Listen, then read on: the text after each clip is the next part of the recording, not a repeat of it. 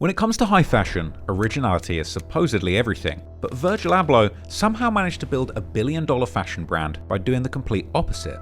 Now don't get me wrong, he's been a pioneering creative. He was the first black artistic director at Louis Vuitton, the founder of Off-White, and to some, the creative genius that redefined street fashion. But when you take a closer look, the cracks in his rep do start to show. Because beneath the veneer of innovation was a designer who built his empire on borrowed ideas and lazy copy and paste tactics. But what makes it even more sinister is his greatest heist wasn't even a design at all, but it was stealing the dream of his closest friend and mentor, Kanye West. So today, we're going to take a look back into the life of Virgil Abloh and find out how he got away with being one of the biggest fashion frauds of the 21st century. Because once you start peeling back the layers of his career, it becomes painfully obvious that Virgil wasn't really a revolutionary, he was a remixer, and not even a subtle one. Then a year after that, Bernard Arnault could have picked anybody he wanted to be the head of Louis Vuitton. And who was it? And as I got on that flight, I knew I had to go. Because if I didn't go and give Virgil that hug, who was I then? You know, no one knows that I had been offered the deal by Bernard Arnault. No one knows that the deal was pulled. That's what Off-White is different. Like, I love counterfeits. It's the best feedback. It's better than like a great review on Vogue. Me and Virgil became rivals. This is the person I spent the most time in my life with my mom, the second most time with Kim, the third most time with Virgil in my entire life. Oh man, I gotta use the bathroom. Where's Virgil's grave? Okay, so, oh my God.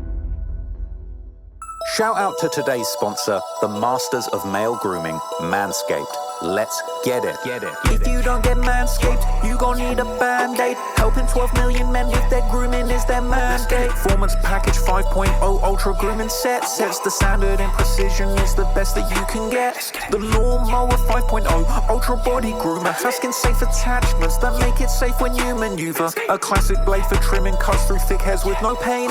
And then there's the shaving head for a stubble-free close shave. The dual head system's easy. First work with a trimmer blade, then swap it with the razor head and take that stubble away. That's a waterproof trimmer and a shaver in one device with 2 color temperatures on an LED spotlight. But if you still got hair up in your nostrils and earlobes, then grab the skin safe waterproof Weed Whacker 2.0. The crop soother will moisten your skin after shaving, and the crop preservable deodorants for anti-chafing. Listen people, if you get the Performance Package 5.0 Ultra, you get a free pair of Boxers 2.0 with the dual pouch at the front to give you absolute comfort, and the Shed 2.0 toiletry bag to neatly store your essentials. So go to manscaped.com, get the Performance Package 5.0 Ultra today, and if you enter my code at checkout, you'll receive 20% off, free shipping, and those 2 gifts. Thanks Manscaped, back to the vid. Before we get into how Virgil finessed his way into fashion's most exclusive circles, let's rewind back to where this all began. Born in 1980 to Ghanaian immigrant parents, Virgil grew up in Rockford, Illinois, just a couple hours outside of Chicago. And unlike most successful fashion designers, his academic path had nothing to do with textiles or design. He got a bachelor's in civil engineering from the University of Wisconsin-Madison back in 2002, followed by a master's in architecture from the Illinois Institute of Technology. But while studying architecture, Virgil stumbled upon the work of a guy called Rem Koolhaas, an architect who had designed flagship stores for Prada. This seemingly random connection would spark something in Virgil. If this architect could cross over to the world of fashion, why couldn't he? During this time, Virgil was also part of Chicago's creative scene, running with artists, musicians, and designers while dabbling in DJing under the name Flat White. That's exactly how he would cross paths with Kanye West, who at this point was already establishing himself as a rising star in the music scene. Now, this link-up made a lot of sense. For one, Virgil and Ye were 2 ambitious Chicago kids with massive chips on their shoulders and a shared obsession with high fashion, the brands that would later obsess over them. The story goes that back in 2002, Virgil skipped his final architecture critique, likely the most important presentation of his entire degree, to meet with John Monopoly, Kanye's manager at the time. And what happened next was a bromance so tight that the pair would become practically inseparable. When Kanye went on his first self-imposed exile to Japan after the infamous Taylor Swift incident back in 2009, Virgil was by his side. And when Kanye decided that he needed to learn the fashion industry from the ground up, and somehow managed to land an internship at Fendi, he made sure that Virgil got a spot too. And this wasn't the kind of internship that you would expect an already hugely successful rapper to do, something more akin to a viral marketing campaign. No, Ye and Virgil were actual interns who were reportedly paid just $500 a month. Now, to be fair, having done internships myself, usually you don't even get paid, but anyway. When their Fendi internship ended, Kanye would appoint Virgil as creative director of Donda, his creative agency named after his late mother. And from there, Virgil would begin overseeing Kanye's merchandise, album art, and stage design, practically becoming the visual architect behind some of Ye's most iconic moments. He would serve as the art director for Kanye and Jay-Z's Watch the Throne album, earning a Grammy nomination, designing album covers for 808s and Heartbreak, My Beautiful Dark Twisted Fantasy, and Yeezus, as well as working on stage designs for Kanye's tours, and he was even one of Ye's groomsmen when he married Kim Kardashian. But while Kanye was collaborating with top fashion brands like Louis Vuitton and trying to work his way to becoming their creative director, Virgil was quietly absorbing everything. He was watching how the luxury fashion machine operated, studying its hierarchies, its rules, and most importantly, where those rules could be bent or broken, as well as keeping a very keen eye on Kanye West and his ambitions. But before he could infiltrate the highest circles of European luxury, he would first need to build his own brand, and even that, he would start by screen printing on other people's clothes. Virgil's road to becoming one of the most famous clothing designers in the world started with several short-lived projects that played an important role in developing his style. In 2012, while still working with Kanye, Virgil would launch a clothing brand called Pyrex Vision. The concept was simple, if not slightly audacious. Buy dead stock Ralph Lauren flannel shirts for $40, screen print the word Pyrex and the number 23 on them, and resell them for an insane $550. He was literally buying someone else's designs and marking them up over 1000% after adding minimal graphics. Of course, this shortcut-laden business model raised eyebrows, but it also revealed something fundamental about Virgil's approach to design. He wasn't necessarily interested in creating something from scratch or working hard, but he was treating fashion like a DJ treats music, sampling, remix, and recontextualizing existing elements without really adding too much of his own creativity, whilst also realizing that the success of clothing brands had actually very little to do with the clothes themselves and everything to do with the brand that was built around the clothing. Pyrex Vision would eventually shutter within a year, almost as quickly as it appeared, but Virgil would always have more than one project going at the same time, and at this point, he had become the part of a DJ and art collective known as Trill, made up of members like Heron Preston, Florencia Galaza, Justin Saunders, Matthew Williams, and Virgil himself, and a mysterious member named simply YWP, which was rumored to have been none other than Kanye West himself, or Yeezy World Peace, an honorary member of the collective. Shit for y'all to go to work to, ride to, listen to when y'all working out, when y'all, whatever y'all doing to provide a soundtrack for this that's gonna come out. We're gonna keep on doing this over and over and over, making from our core, from our gut, and then with the creative director Matt Williams and Virgil Abloh and the whole team, Don C, Ivan, all the Trill family, RSVP. While Trill would firstly focus mainly on music, they would soon begin also making clothing, and would quickly rise to become one of the most coveted streetwear brands around 2013, becoming known for their simple but bold graphics and internet-inspired aesthetics like the use of hashtags, and more than anything, their connections with many of the most popular artists at the time who would use and promote the brand, like Drake, Justin Bieber, and Chief Keef, who would famously even get his very own Free Keef t-shirt from the brand during his short stint in jail in 2013, which was even rocked by numerous fellow artists like Travis Scott, Soulja Boy, A$AP Ferg, and even Rihanna. And the Trill collective would even direct Keef's 2013 music video for the song All Time, which was filmed almost entirely in front of a green screen and then filled with bold and psychedelic graphics, in many ways pioneering the style that's now a staple in underground rap music videos. But in the end, just like Pyrex Vision, Trill's time as one of the most hyped about streetwear brands was relatively short, and the beginning of the end would start already in mid-2013, as the owners would seemingly decide to cash out, ditching the brand's former image as rare and expensive by striking a deal with PacSun, one of the largest retail chains in America focused on youth apparel, whilst the last nails in the coffin were surely collabs like these with Coca-Cola and Budweiser that follow. But once again at this point, Virgil had already left the ship to start another project, and this time he would take it further than anybody could have ever possibly imagined. This project, of course, being the brand Off-White. Launched in 2013, Off-White would take Virgil's sampling philosophy to new heights, or new lows depending on your perspective, and it would start with the very logo and visual identity of the brand itself. On the left here is the signage from Glasgow Airport, designed in the late 1960s, featuring diagonal stripes and an arrow motif, and on the right is Virgil's Off-White signature branding. Now, the similarities are, to put it mildly, striking. But even beyond this, fashion sleuths have pinpointed other elements of Off-White's visual identity that appear to be lifted from existing sources, right from the typefaces down to the graphical layouts. When asked about his copy and paste antics, Virgil would frequently defend his approach by comparing it to Duchamp's ready-mades and Andy Warhol's pop art. However, there's arguably a significant difference between Warhol openly transforming Campbell's soup cans into an obvious artistic commentary, and Virgil allegedly repackaging existing designs and quietly selling them as original creations. But whatever the case, with Off-White gaining momentum, Virgil was no longer Kanye's behind-the-scenes collaborator, he was now a competitor, and he was positioning himself for the biggest opportunity of his career, one that would cement his place in the fashion industry while simultaneously fracturing his decade-long friendship with the man who gave him his start. In 2018, Virgil was appointed men's artistic director at Louis Vuitton, making him the first black designer to hold such a position at the French luxury house. For anyone who'd been following the trajectories of both Virgil and Kanye, this announcement landed like a bomb, because this wasn't just any job, this was the job that Kanye had desperately been chasing for years. He was, after all, named the Louis Vuitton Don. All the way back in 2009, Kanye had made his first major deal with Louis Vuitton when he had designed a shoe collection for the brand. I remember having a fake pair of these back when I was in school, it was poppin'. And in 2016, Ye was supposed to finally take over as the company's creative director, replacing Kim Jones, the very same designer Ye had put on years earlier, back when he had hired him to work on his Pastel label. It would have been a full circle moment, and even Kim himself reportedly recommended Ye for the job, and word was, Louis Vuitton had agreed the position was actually his. Bernard Arnault offered me a deal after the Yeezy Season 1 show to support the Kanye West brand, because we had 4 billion impressions, and it was the biggest fashion show of all time, like bigger than Victoria's Secret, bigger than Chanel.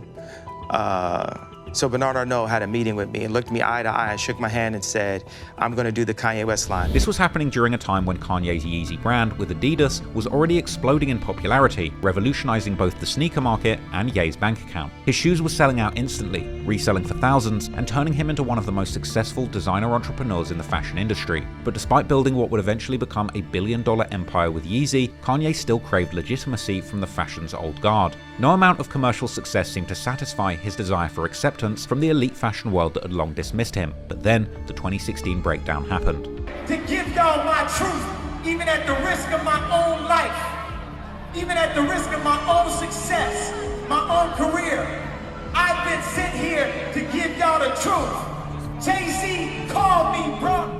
Unfortunately for Ye, this now infamous public meltdown spooked LV execs so badly that they would end up hitting the brakes. Kim Jones was asked to stay on board a little longer, and Ye's dream was quietly put on ice. But by 2018, LV was finally ready to make a decision, but by then, things had changed. Behind closed doors, they decided that Ye was too unstable to represent the brand, and instead, they handed the role to his closest protege, Virgil. A man who by all accounts was one of Kanye's closest friends, someone who had seemingly been quietly watching, learning, and maybe even plotting all along. And just when you think it couldn't get more cold-blooded, Virgil would hit Kanye with a call, allegedly just a few minutes before the news broke online, to let him know he had just taken the job that Kanye had spent almost 2 decades chasing. And then, when Virgil finally made his debut for Louis Vuitton at Paris Fashion Week, the crowd was psyched. But in the middle of all the hype, there was Kanye, front row, tears streaming down his face as he embraced his former protege at the end of the runway. Most people at the time probably saw this as a mentor overcome with pride at his student's success. But was Ye crying tears of joy, or was he mourning the dream that had secretly been snatched from him?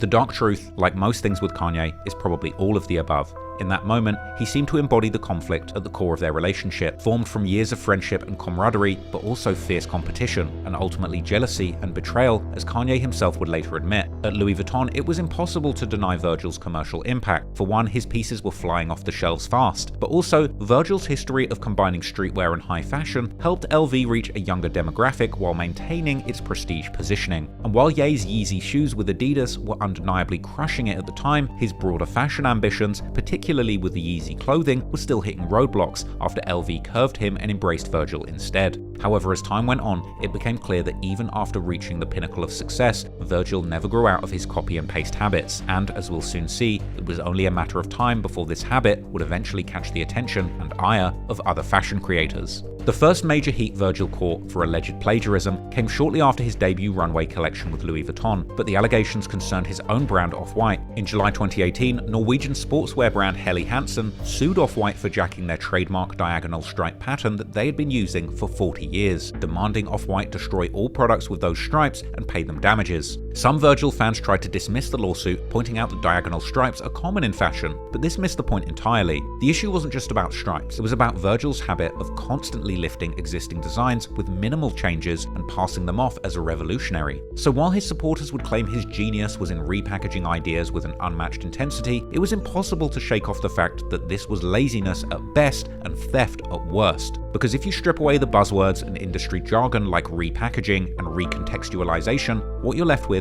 is a designer who built his career largely on other people's ideas. Even as the controversies piled up though, Virgil's carefully crafted persona as a trailblazer of fashion helped deflect the criticism. But for those paying attention, a troubling pattern was becoming impossible to ignore, as later that same year, Virgil would also be accused of copying an earlier off-white design from the artist Luca Fontana, the inventor of an art movement known as spatialism, who Virgil admitted to being a fan of. The following year, in 2019, Virgil would allegedly steal from a young artist named Punk Zek, with Punk's mother Michelle Ellie calling out Virgil for copying her son's designs after they had met at his Paris presentation. But Virgil would brush off these accusations by framing his approach to design as part of streetwear's rich tradition of sampling and remixing. To some, this defense was basically a masterclass in having your cake and eating it too, because unlike music, where samplers pay for clearance, or fine art, where appropriation is explicitly acknowledged as commentary, Virgil seemed to want it both ways, taking freely from others while building up his reputation as an innovative designer, and surprisingly, the fashion industry still ate it up.